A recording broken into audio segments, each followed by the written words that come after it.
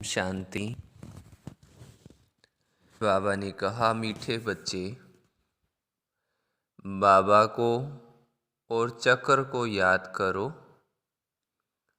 मुख से कुछ भी बोलने की दरकार नहीं है। बाबा को और चक्र को याद करो।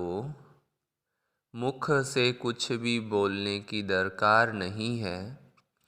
सिर्फ इस नरक से दिल हटा दो तो तुम सदा निरोगी बन जाएंगे।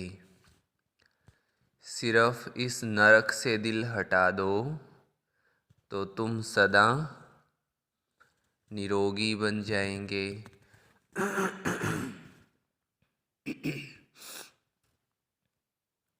मुख से कुछ भी बोलना नहीं है। अपना बुद्धि योग बाबा में और चक्र में लगाएंगे तो दिल भी हट जाएगा, है ना, तो निरोगी भी बन जाएंगे। प्रश्न है, बाबा डायरेक्ट आकर अपने बच्चों की श्रेष्ठ प्रारब्ध बनाने के लिए कौन सी राय देते हैं? बाबा डायरेक्ट आकर के अपने बच्चों की श्रेष्ठ प्रारब्ध बनाने के लिए कौन सी राय देते हैं? उत्तर है, बच्चे, अब तुम्हारा सब कुछ खत्म होने वाला है। कल ही बाबा ने बोला था ना, अपना सब बलिहार कर दो, रखो भले अपने पास। तो आज बाबा कहते, बच्चे, सब खत्म होने वाला है, कुछ भी काम नहीं आएगा। इसलिए सुदामे की तरह अपनी भविष्य प्रारब्ध बना लो। इसलिए सुदामा की तरह अपनी भविष्य प्रारब्ध बना लो। बाबा डायरेक्ट तो अपना सब कुछ सफल कर लो। बाबा डायरेक्ट आया है तो अपना सब कुछ सफल कर लो। हॉस्पिटल कम कॉलेज खोल दो, जिससे बहुतों का कल्याण हो। हॉस्पिटल कम कॉलेज खोल दो, जिससे बहुतों का कल्याण हो। सबको रास्ता बताओ, श्रीमत पर सदा चलते रहो। श्रीमत पर सदा चलते रहो। ओम शांति। बोलो सभी, ओम शांति। बेहद का बाबा बच्चों को समझा रहे हैं। समझाया उसको जाता है जो बेसमझ होते हैं। तुम जानते हो कि बरोबर सब पतित है और पतित पावन बाप को याद करते हैं। पतित मनुष्य को जरूर बेसमझ कहेंगे। सभी बुलाते हैं कि हे पतित पावन, आकर हमको पावन बनाओ। भारतवासी जानते हैं कि सतयुग में ये भारत पावन था, पावन ग्रस्त धर्म था। इस समय पतित ग्रस्त अधर्म है। धर्मात्मा पावन को कहा जाता है। इस भारत में 5000 वर्ष पहले जब लक्ष्मी नारायण का राज्य था तो उसको पावन राज कहा जाता था। नर और नारी दोनों पावन थे। बाबा बैठ समझाते हैं, आधा कल्प से भक्ति मार्ग चला है। जप तप आदि करना, वेद अध्ययन करना, ये सब भक्ति मार्ग है। इससे मुझे कोई प्राप्त नहीं कर सकता। मुझ बाप को जानते ही नहीं हैं। ये सब waste of time, waste of energy करते हैं। द्वापर से लेकर भक्ति मार्ग शुरू होता है, फिर देवताएं वाम मार्ग में जाते हैं। लाखों करोड़ों रुपया खर्चा करके देवताओं के मंदिर बनाते हैं। सोमनाथ का मंदिर कितना हीरे जवाहरों से सजा हुआ था। उस समय के हिसाब अनुसार करोड़ों रुपए खर्च नहीं किया होगा, क्योंकि उस समय तो हीरे जवाहर आदि का दाम कुछ भी नहीं रहता। इस समय अगर वो मंदिर होता तो अथाह पद्मों की मिल्कियत हो जाए। अब बाबा समझाते हैं, मीठे बच्चे, वेद शास्त्र अध्ययन करना ये भक्ति है, उसको ज्ञान नहीं कहा जाता। सतयुग में तीर्थ आदि नहीं मानते हैं।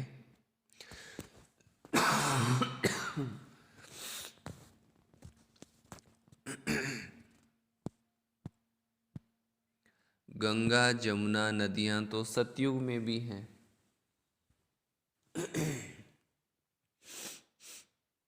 अभी भी हैं। सतयुग में कोई तीर्थ करने के लिए नदियां नहीं थी।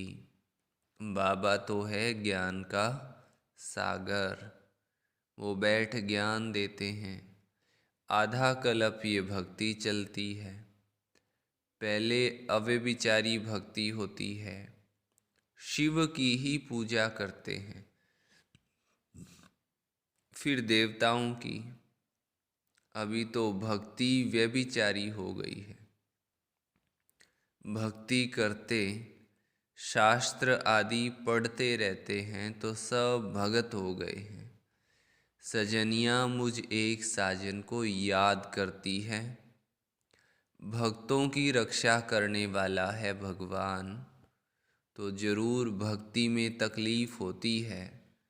तब तो कहते हैं कि आकर हमको लिबरेट करो, दुख से मुक्त करो, गाइड बन मुक्ति धाम में ले चलो।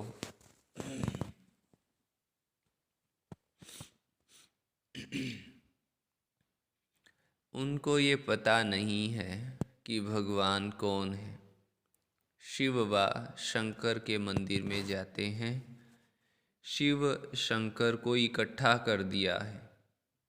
हैं दोनों अलग अलग, वो निराकार और वो सूक्ष्म शरीरधारी।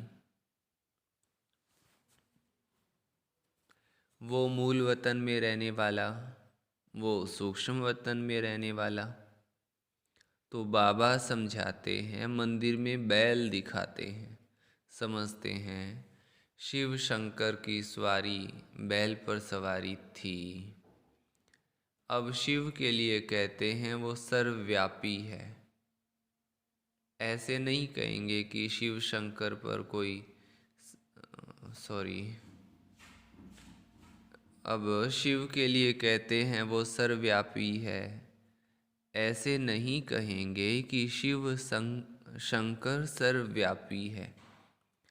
एक परम पिता परमात्मा निराकार को कहते हैं। अब बाबा कहते हैं, देखो मैं निराकार तुमको कैसे पढ़ाता हूँ। बैल पर कोई सवारी थोड़ी होती है। हमारी सवारी बैल पर क्यों दिखाई है? मैं तो साधारण मनुष्य तन में प्रवेश करके आता हूँ। इनके 84 जन्मों की कहानी बैठ तुमको सुनाता हूँ। तुम भी ब्रह्मा मुख वंशावली आकर बने हो। इनका नाम है भागीरथ, अर्थात भाग्यशाली रथ। क्योंकि पहले पहले तो ये सुनते हैं।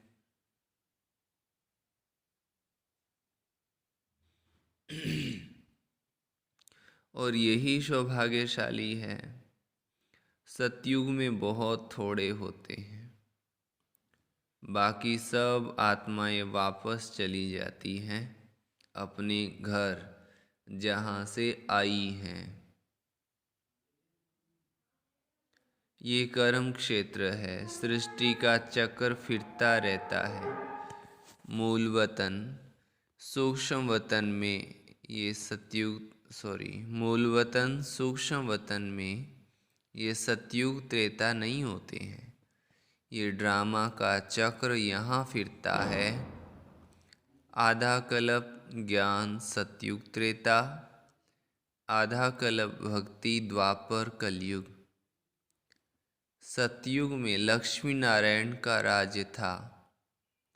फिर Lakshmi Narayan the first second राजाई चलती है। त्रेता में है चंद्रवंशी राम की राजधानी।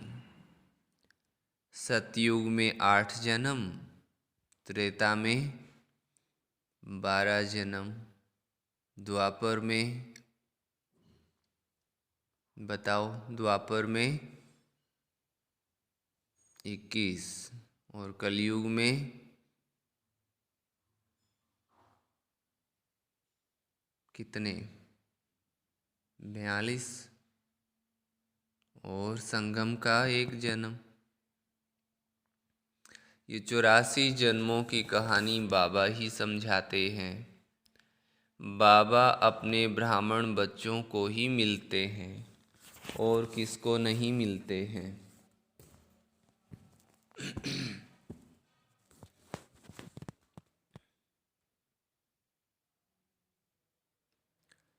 बच्चे बने हैं तब तो उनको पढ़ाते हैं। बाबा कहते हैं, मैं तुम्हारा बाप टीचर सतगुरु हूँ। सदगति करके साथ ले जाता हूँ। पावन होने का बहुत सहज उपाय है जो तुमको बतलाता हूँ। यहाँ बैठ तुम क्या करते हो? बच्चे कहते हैं, बाबा हम आपको याद करते हैं। आपका फरमान है कि निरंतर मुझे याद करने का पुरुषार्थ करो, तो इस योग अग्नि से तुम्हारे विकर्म विनाश हो जाएंगे। फिर तुम पवित्र सतो प्रधान बन जाएंगे। अब तुम तमो प्रधान हो। याद से ही खाद निकलेगी, कोई तकलीफ की बात नहीं है। फिर एवर निरोगी बनने के लिए कितनी सहज युक्ति है। देवताएं कभी बीमार नहीं होते हैं। इस याद से ही तुम निरोगी बनेंगे। पाप भस्म होने से तुम पावन बन जाएंगे। बड़ी भारी कमाई है। घूमो फिरो सिर्फ मुझे याद करो। सिर्फ बाबा को याद करो। पहले ये प्रैक्टिस करनी है। याद करने से हम 21 जन्म के लिए निरोगी बन जाएंगे। कोई तकलीफ की बात नहीं है। सिर्फ मामेकम याद करो। ये बाबा ने आत्माओं को कहा, हे आत्माएं सुनती हो? बाबा मुख से कहते हैं, मुझे याद करो और घर को याद करो।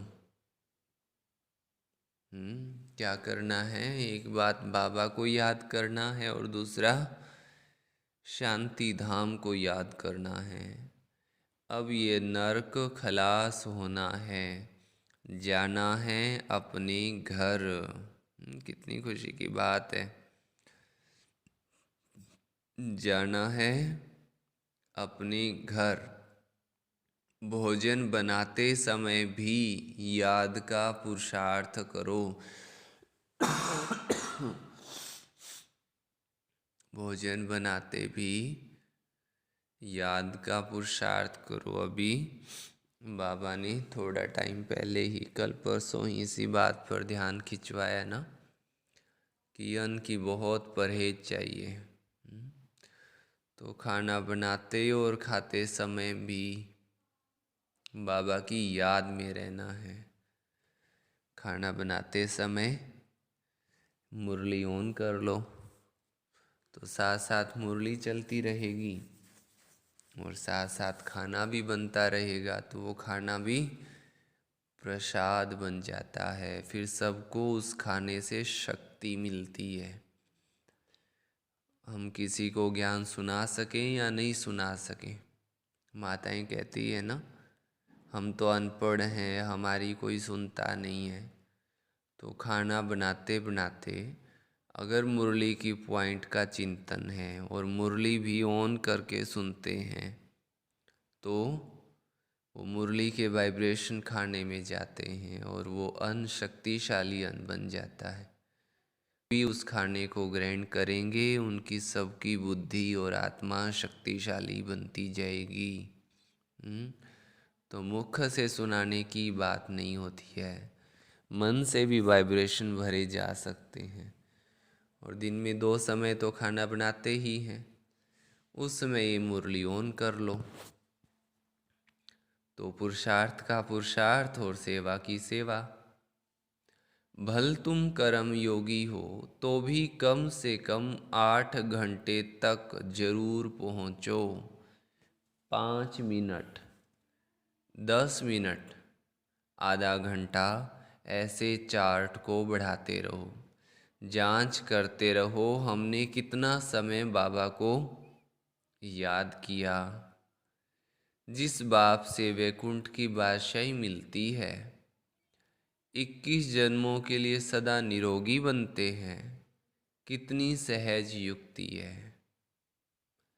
चक्र का नॉलेज समझाया है कि चोटी ब्राह्मण, देवता, क्षत्रिय, वैश्य, शूद्र, ये चक्र याद करना है। बाबा ने कहा ना 5 मिनट 10 मिनट बढ़ाओ और फिर 8 घंटा तक जरूर पहुंचो। तो मेरे को वेदांती दीदी की बात याद आती है।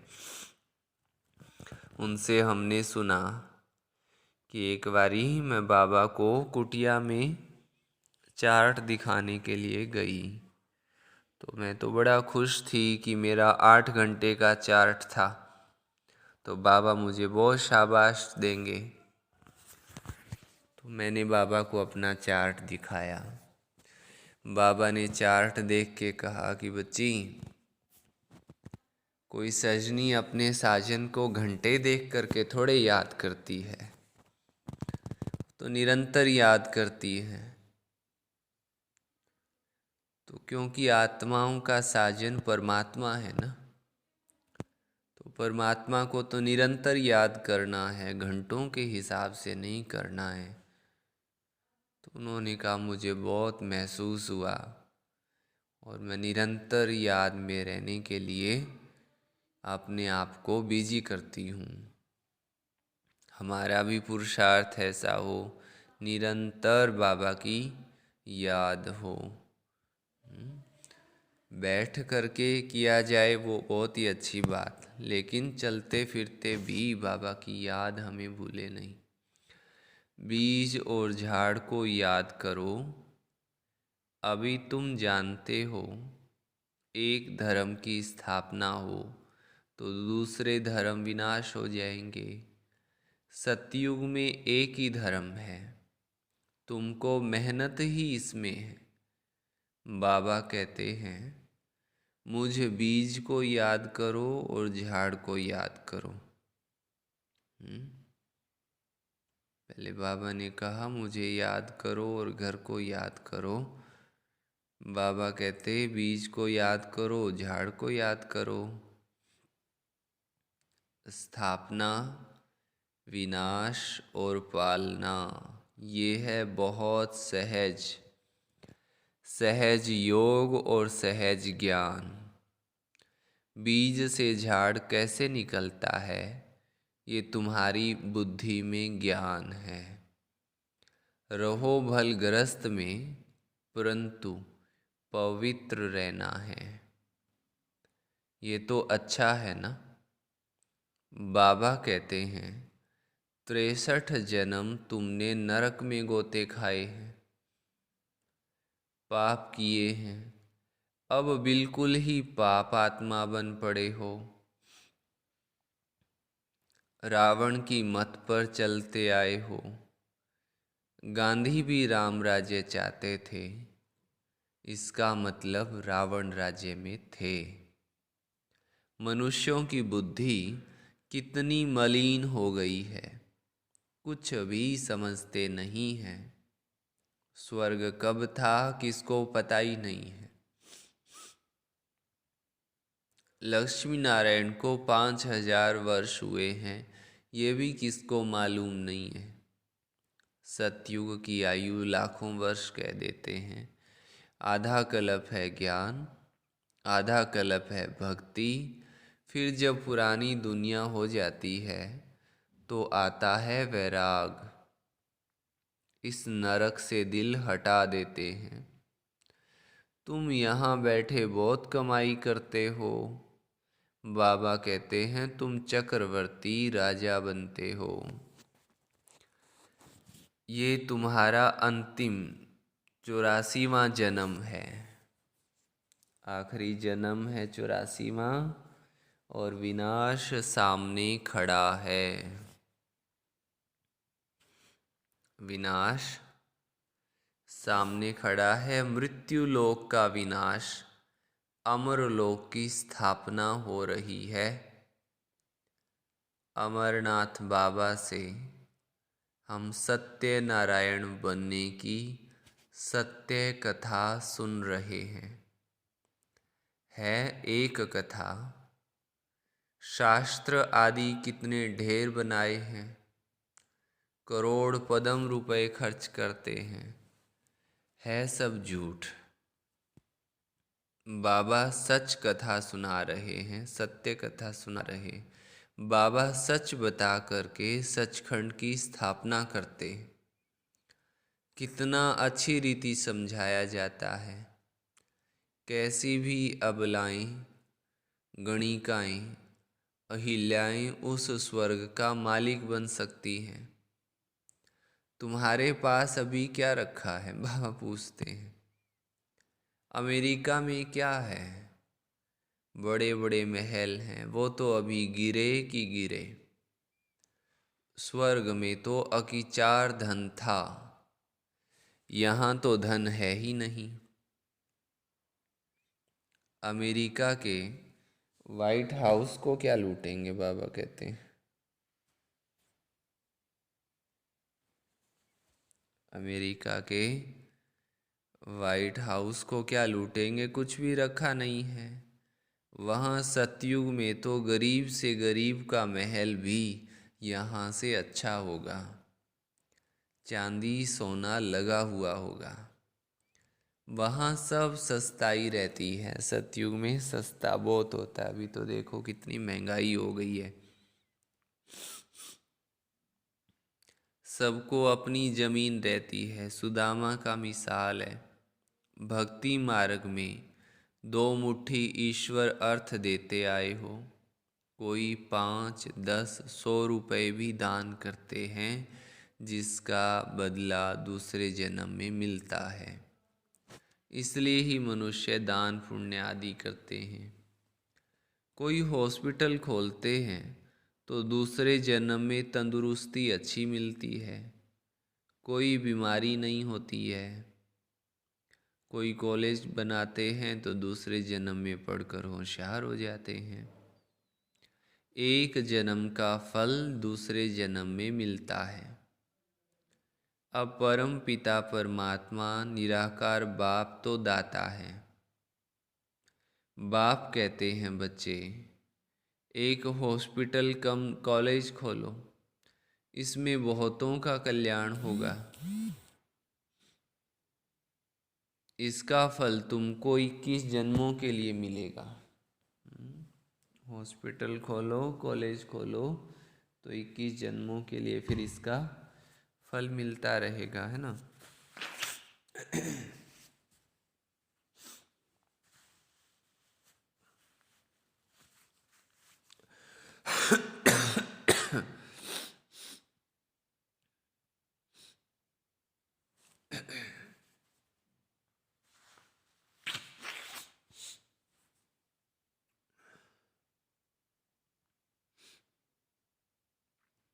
वो है इनडायरेक्ट, एक जन्म के लिए। ये है डायरेक्ट, 21 जन्मों के लिए प्रारब्ध मिलती है। क्योंकि अब बाबा डायरेक्ट बैठे हैं, समझाते हैं तुम्हारा सब कुछ खत्म होने वाला है। महल माड़ियाँ सब मिट्टी में मिल जानी है। इसलिए अब भविष्य 21 जन्मों के लिए मिलेगा। इसका फल तुमको, सॉरी 1 मिनट, इसलिए अब भविष्य की कमाई करो जो तुम्हारे काम, जो भी आए उसको रास्ता बताओ। बाबा को याद करो तो तुम्हारी कट निकलेगी। पारलौकिक बाप है। बाबा कहते हैं श्रीमत पर चलने से तुम स्वर्ग के मालिक, पारस बुद्धि बन सकते हो।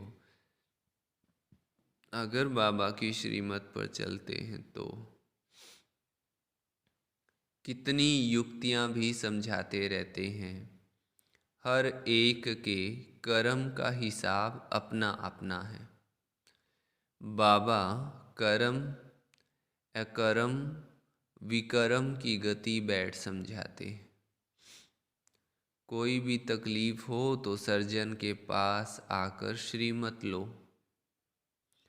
अहिल्याओं कुब्जाओं सबको ये रास्ता बताना है। पवित्रता पर ही हंगामा होता आया है। विष नहीं दिया तो मारने लग पड़ते हैं, घर से निकाल देते हैं, कितना हंगामा करते हैं। बाबा कहते हैं इस ज्ञान यज्ञ से, इस ज्ञान यज्ञ में असुरों के विघ्न बहुत पड़ेंगे। बहुत विघ्न पड़ेंगे। अबलाओं पर अत्याचार बहुत होंगे। और सत्संगों में कभी अत्याचार नहीं होते हैं, यहाँ पर विघ्न पड़ते हैं। बाबा कहते हैं कितने पतित बन पड़े हैं, अभी तुम पवित्र बनते हो पावन दुनिया का मालिक बनने के लिए। बाबा का फरमान है ये अंतिम जन्म पवित्र बन मुझे याद करो तो विकर्म विनाश हूँ। कितनी बारी आज बाबा ने मुरली में हमें ये बात बार बार पक्की कराई है। इसका नाम ही है सहज राजयोग, और कोई शास्त्र में ये युक्ति नहीं है। गीता में है देह के सब धर्म त्याग, मुझे अपने बा को याद करो। अब श्री कृष्ण तो भगवान है नहीं, भगवान सब आत्माओं का बाप एक है। शरीर का लोन लिया है, ये है भाग्यशाली रथ। इनको खुशी तो होती है कि मेरा शरीर भगवान काम में लाते हैं। इस शरीर में बाबा आकर सबका कल्याण करते हैं, बाकी बैल आदि नहीं है। ब्रह्मा बाबा को खुशी होती है। इन बातों को नया क्या समझे। अच्छा, मीठे मीठे सीखी लधे बच्चों प्रति मात पिता बाप दादा का याद प्यार, गुड मॉर्निंग और नमस्ते। रूहानी बाप की रूहानी बच्चों को नमस्ते। रूहानी बच्चों की रूहानी मात पिता बाप दादा को याद प्यार, गुड मॉर्निंग और नमस्ते। इस फर्स्ट पॉइंट है, इस अंतिम जन्म में संपूर्ण पवित्र बन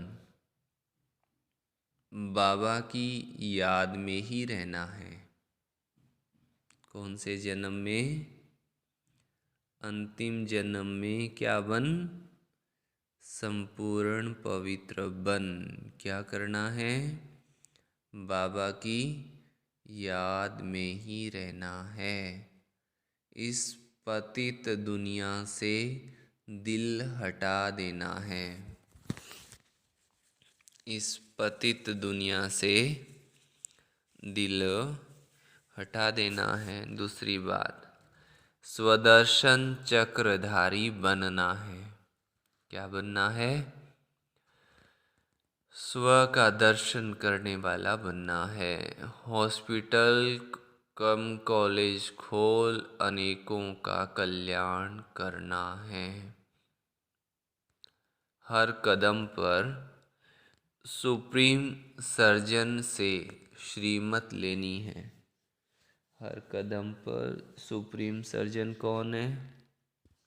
शिव बाबा। उनसे क्या करना है? श्रीमत लेनी है। वरदान दिया बाबा ने। दिव्य बुद्धि द्वारा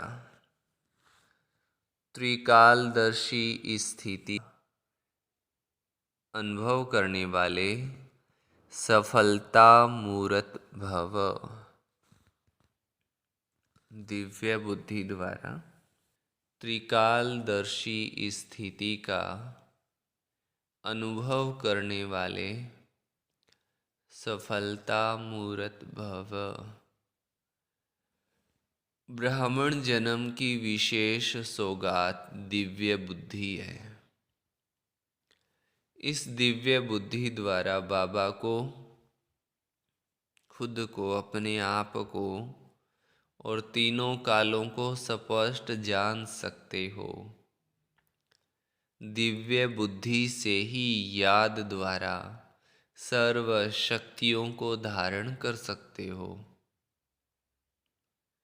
दिव्य बुद्धि त्रिकालदर्शी स्थिति का स्पष्ट त्रिकालदर्शी स्थिति का अनुभव कराती है। उनके सामने तीनों ही काल स्पष्ट होते हैं। कहा भी जाता है, जो बोलो। क्या कहा जाता है? जो बोलो, जो सोचो। क्या? जो सोचो, जो बोलो, आगे पीछे का सोच समझकर बोलो। क्या करो? आगे पीछे का सोच समझकर बोलो।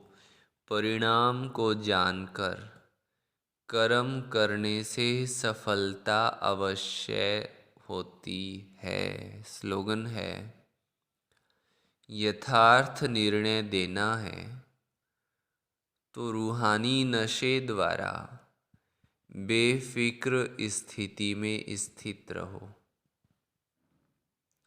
यथार्थ निर्णय देना है तो रूहानी नशे द्वारा बेफिक्र स्थिति में स्थित रहो। स्लोगन है ना कि जो बाबा की याद में रहते हैं तो उनके सोचने का काम भी बाबा करते हैं। तो बाबा की याद में होंगे तो सही सोचेंगे और सही निर्णय दिया जाएगा। इसलिए बेफिक्री से बाबा की याद में मस्त रहने की बात यहाँ बाबा हमसे चाहते हैं। तो आज की मुरली में बाबा ने बार बार ये बात हमें सुनाई है कि बाबा की याद में रहो और घर को याद करो, चक्र को याद करो, ड्रामा को याद करो, तो सदा निरोगी बन जाएंगे। और कोई मुख से बोलने की बात नहीं है। और आज बाबा ने कहा 8 घंटे तक जरूर पहुँचो।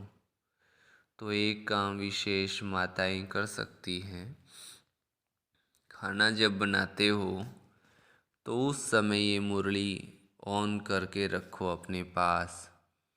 साथ साथ मुरली चलती रहे और साथ साथ मौन में रह कर के पूरा ध्यान मुरली के ऊपर हो। फिर खाना बनाया जाए तो देखो पुरुषार्थ में कितनी स्पीड आती है।